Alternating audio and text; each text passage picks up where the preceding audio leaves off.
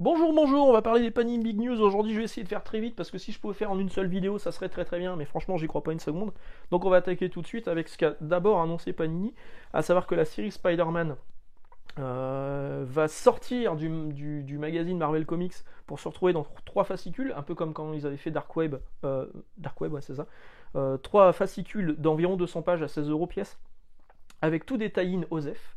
Euh, de juillet à septembre 2024. Donc on aura trois fascicules qui s'appelleront Spider-Man Gang War, qui a pas très bonne presse aux États-Unis, mais en même temps, comme la série Zeb Wells n'est pas non plus exceptionnelle pour beaucoup. Bon, moi, de toute façon, je la suis en VO, la série en TPB. Je sais que Spider-Man Gang War, ça sera un seul TPB qui sera proposé aux États-Unis dans pas longtemps. Je crois que c'est au mois de juin. Donc ces fascicules-là, moi, je ne les prendrai pas. En juin, on aura Superior Spider-Man. Donc la série de Dan Slott et de Mark Bagley, que j'ai pas acheté celle-ci en VF. C'est vrai que ça, elle pourrait être intéressante aussi celle-ci. Bon, je la lirai en VF du coup.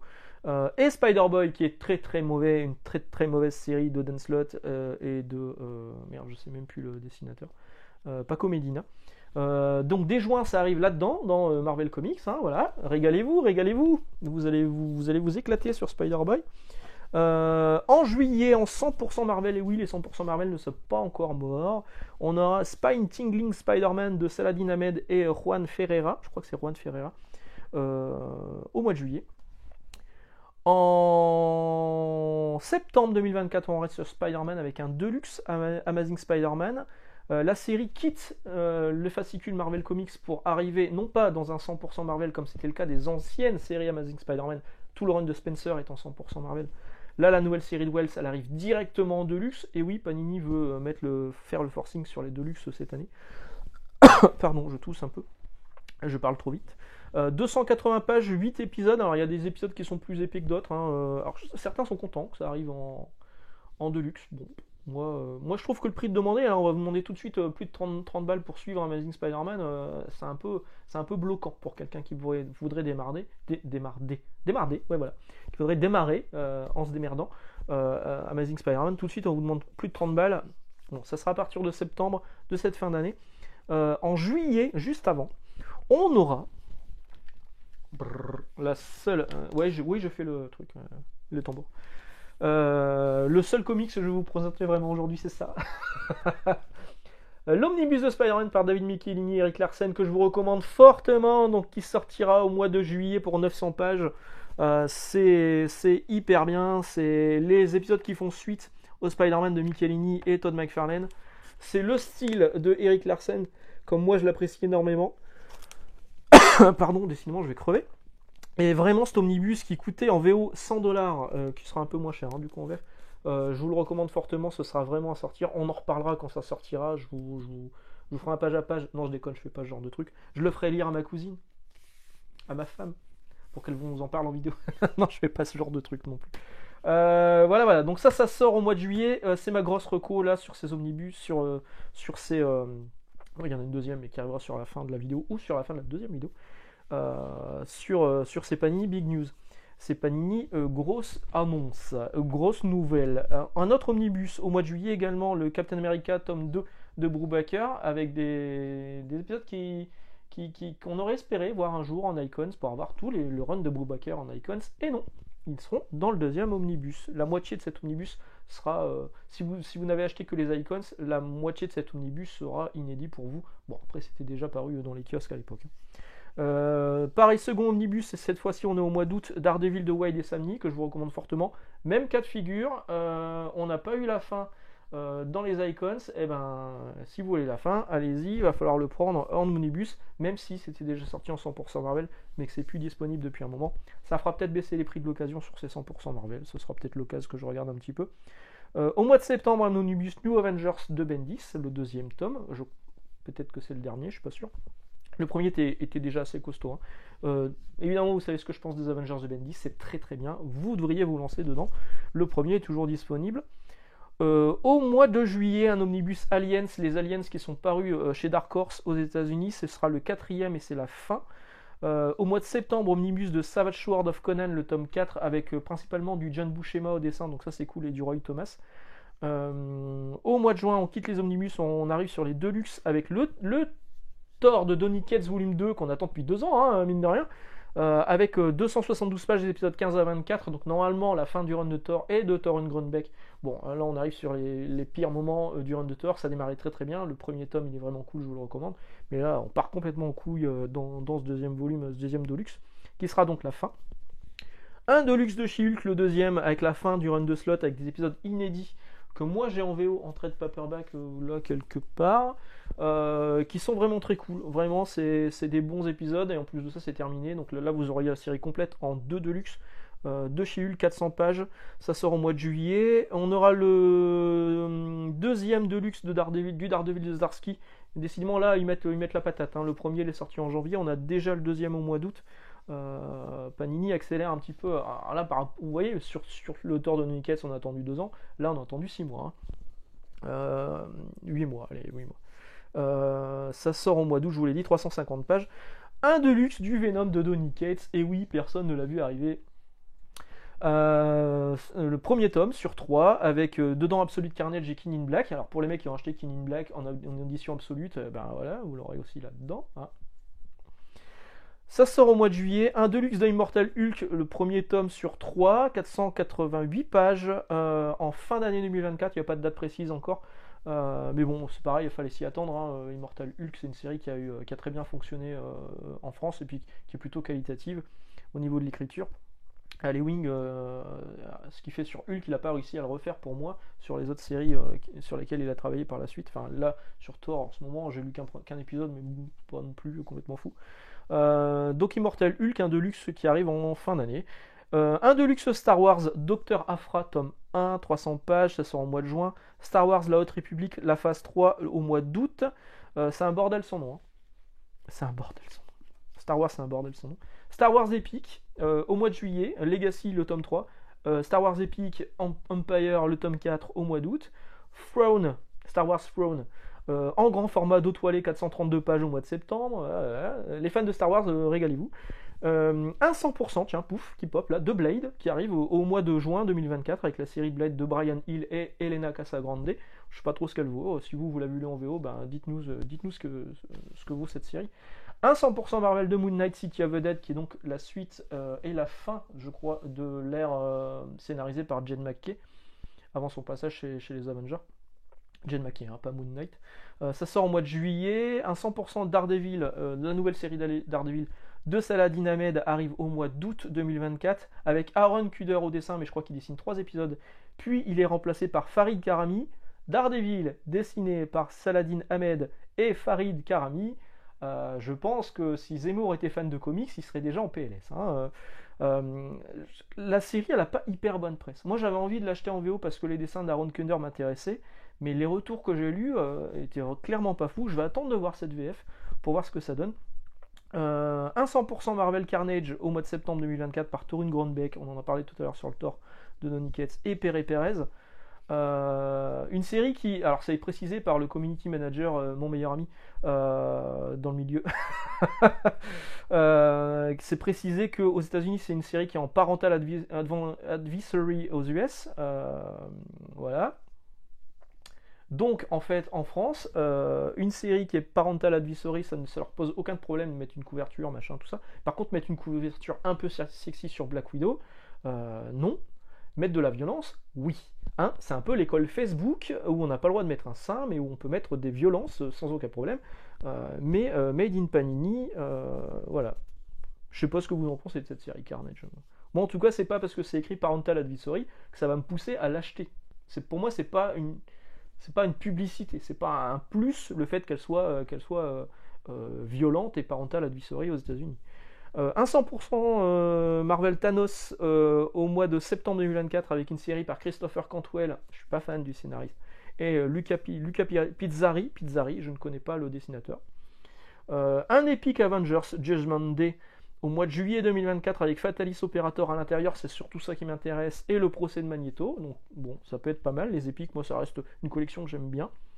Le Deluxe Axe Judgment Day, alors Axe, laissez le charme agir, Judgment Day, elle est bonne, au mois de septembre 2024, et également un Absolute du même event, Axe Judgment Day, mais avec tous les tie-in, en général Balek, pour 940 pages, voilà. Je Choisis ton camp, camarade. Ensuite, on a 10 minutes. Je vais peut-être réussir à faire quand même une seule vidéo. Je suis Wolverine, 50 ans. Et oui, il y a un film qui débarque bientôt, Wolverine et Deadpool. 50 ans avec donc le Je suis Wolverine qu'on connaît, plus une édition collector avec le facsimilé, le spécial 50 ans, un facsimilé de la première apparition de Wolverine, afin d'écouler un peu les stocks des Je suis Wolverine. On colle un facsimilé dedans. Ça sort au mois de juillet. Le 100% Marvel Badder Blood, Deadpool Badder Blood, voilà, voilà. voilà, j'avais fait un commentaire chez Panini sur le Facebook et je me suis retrouvé bloqué. Hein. Ils n'ont pas apprécié que je leur précise que... Alors le commentaire a été effacé, ils m'ont bloqué un petit peu après. Je comprenais pas en fait que celui-ci sort en 100% Marvel alors que Deadpool Bad Blood était sorti dans une édition un peu plus de luxe, plus grand format. Donc en fait, si vous avez Deadpool Bad Blood en VF et que vous achetez Badder Blood, le format sera plus petit. Et quasiment au même tarif. Hein. Voilà. Donc voilà, c'est encore un beau loupé, je trouve, de leur part. Ça sort au mois de juillet. Vous le recommandez, bon, si vous êtes fan de Rob Liefeld, allez-y. Mais a priori, il n'y en a pas beaucoup en France des fans de Rob Liefeld. C'est peut-être aussi ce qui a poussé à sortir en 100% Marvel. Mais voilà, donc ça sort en France, le Badder Blood. Franchement, je pensais vraiment qu'ils allaient faire l'impasse dessus. Mais bon, il y a un film Deadpool, c'est le moment de pousser du Deadpool. D'ailleurs, on aura aussi un must-have Deadpool Circle Chase par Fabien Nicieza au scénario, le co-créateur de Deadpool, malgré ce que dit Rob Liefeld. Et Joe Madureira, mais Joe Madureira à ses débuts, alors vous attendez pas à son dessin très cartoon, très animé japonais qu'on peut lui connaître maintenant, ou qu'on lui a connu sur Battle Chaser par exemple. Ça sort au mois de juillet également, comme par hasard, pour suivre la sortie du film. Un must-have Wolverine, alors il y a un must-have Deadpool et un must-have Wolverine, must-have, Not Dead Yet de Warren Ellis et Lenny Francisu, pareil, des récits qui ont été multipubliés au mois de juillet également. Deadpool versus une collection spéciale de 10 comics de 96 à 120 pages à 5€. Ils avaient dit chez Panini que normalement on n'aurait plus ce genre de collection à petit prix, mais c'était sans compter sur la sortie du film Deadpool et qu'il va falloir capitaliser à mort dessus. Donc voilà, il y a cette série avec 10 titres Deadpool versus contre d'autres personnages de l'univers Marvel pour 5€ pièce. Voilà. Fall of X, Rise of the Powers of X, donc ce seront les derniers fascicules de l'univers des X-Men période Krakoa. Ça sortira à partir de septembre. Un Deluxe X-Men numéro 1, encore un Deluxe X-Men numéro 1, il y en avait déjà un, c'était celui de Jonathan Hickman. Bah là, voilà, il y aura un nouveau numéro 1 Deluxe des X-Men, mais ce sera celui de Degan et Pepe Larraz en juin 2024. Un Deluxe Immortal X-Men par Kieron Gillen, je sais pas trop si je le prononce bien, au mois de juin également. Un Deluxe X-Men Red, tome 1. Donc là, il y aura plusieurs tomes, Immortal X-Men aussi, les autres aussi en fait. Tome 1 au mois d'août 2024 par Ali Wing et Stefano Caselli. Un Deluxe X-Men Hellfire Gala Immortal au mois d'août 2024, c'est vraiment un bordel sans nom. L'intégrale de Captain Marvel 78 à 82, des années 78 à l'année 82, avec la mort de Captain Marvel intégrée dedans, qui était déjà ressorti en must-have il n'y a pas longtemps, qui fonctionne pas des masses, j'ai l'impression. Ça sort. Tiens, d'ailleurs, en parlant de trucs qui fonctionnent pas des masses, Marvel Comics, depuis le numéro 2, là, mes ventes chez moi ont baissé. Alors avant, j'en vendais la même quantité tous les mois, des clients fidèles. Et là, je sais pas ce qui s'est passé au mois de février, mais j'ai vendu moitié moins sur Marvel Comics. Est-ce que c'est une lassitude? Est-ce que les gens étaient en vacances? Bref, je sais pas. On en reparlera sans doute plus tard dans l'année. Donc, au mois de juin, l'intégrale de Captain Marvel, voilà. Un intégral, le dernier intégral, le numéro 3 de Untold Tales of Spider-Man, une série que je recommande fortement parce qu'elle est vraiment cool. C'était en 1997, Kurt Busiek, Pat Olive. Pat Olive et pas Pat aux olives. Oh putain, je suis en forme. Moi, je vous recommande cette série. Et cette série, je pense qu'un de ces quatre, je vais les acheter les intégrales parce qu'il me manque des numéros en fait. Sur ce que j'ai en VO, j'en ai plusieurs floppies en VO, mais il m'en manque. Donc je pense qu'un de ces quatre, je vais craquer pour les intégrales. Un intégral de Spider-Woman des années 80 à l'année 1984, 400 pages en septembre. Et enfin, les dernières grosses annonces, l'Omnibus de Rome, tome 1, on savait déjà que ça allait sortir. On est au mois de septembre 2024, on a confirmation, on n'a pas encore le prix. Hein. Bon, à mon avis, aux alentours de 90-100€. Et enfin, la petite cerise, la petite cherry in the cake, la petite cerise sur le gâteau, l'Omnibus de Namor par John Byrne et Jaeli. Et oui, j'aurais tellement préféré que ce soit un intégral du coup, parce que j'aurais voulu avoir que les épisodes de John Byrne. John Byrne a fait 25 épisodes, ils auraient pu faire 2 intégrales et c'était réglé, j'aurais pris que ça. Parce que Jay Lee à l'époque, il n'avait pas ce style élégant qu'on lui connaît plus, qu'on lui a connu un peu plus par la suite. Jay Lee, on était dans la période en 1900, c'est quoi, début des années 90. C'était la période où Image débarquait et franchement on a l'impression de voir un clone de Rob Liefeld mais qui aurait bavé un petit peu sur son stylo. Regardez l'image de base de Namor, la première image de Namor, je crois que c'est la couverture numéro 26, dessinée par Jay Lee. C'est flagrant, le mec il est hyper musculeux, au niveau de l'anatomie c'est n'importe quoi, et il a une espèce de chevelure noire, sombre. Bref, j'aime pas ces épisodes. Bon, à défaut, je pense que je prendrai quand même l'omnibus, 1200 pages, au mois de juin, donc c'est quand même dans pas très très longtemps. Parce que sur la série en tout, elle fait 62 épisodes. Il y a 25 épisodes dessinés par par John Byrne. Jim Lee vit en France, c'est peut-être pour ça que je suis perturbé. 25 épisodes dessinés par John Byrne, 13 épisodes dessinés par Jay Lee dans cet omnibus. En fait, il n'y aura pas les 62 épisodes de la série complète. Dans cet omnibus, vous aurez 40 épisodes, 2 annuels, et puis quelques apparitions par-ci, par-là. On aura tous les épisodes scénarisés et dessinés par John Byrne, les épisodes scénarisés par John Byrne, dessinés par Jay Lee, les épisodes scénarisés par Bob Arras, dessinés par Jay Lee, et je crois qu'il y a deux épisodes en plus. Enfin, Bob Arras, il était du numéro 26 au numéro 38, et comme on voit au numéro 40, c'est ça, il y a 2 épisodes en plus qui sont scénarisés par Bob Arras, mais pas dessinés par Jay Lee. Je crois qu'il y a un des épisodes qui est dessiné par Scott Collins, qui débutait un peu plus déjà aussi à l'époque. Bref, un bel omnibus de 1200 pages qui, à mon avis, va être dans les 100 balles. Hein. Et pareil, il n'y a pas de prix encore annoncé. Mais bon, 25 épisodes de John Byrne. Pour rappel, c'est pour moi la meilleure série Namor. C'est vraiment celle-ci. Elle m'avait marqué dans Strange. C'était vraiment excellent. C'était Namor, en fait, qui devient un homme d'affaires hyper riche. Parce qu'en fait, en écumant les fonds marins, il va dans les épaves, il récupère les trésors des galions, machin, tout ça. Et il devient riche grâce à ça, en récupérant tous les trésors engloutis. Et il va être confronté aux problèmes de l'humanité, la pollution, les entreprises qui abusent. Enfin bref, c'était déjà un récit écologique contre ce que fait le genre humain encore aujourd'hui. Hein, franchement, on en pâtit encore tous les jours. Et ce sont vraiment d'excellents épisodes scénarisés par John Byrne, et au dessin aussi il était exceptionnel. Grosse reco sur cet omnibus que j'aurais encore une fois préféré voir en intégrale. Mais bon, ne boudons pas notre plaisir, ça sort enfin en VF.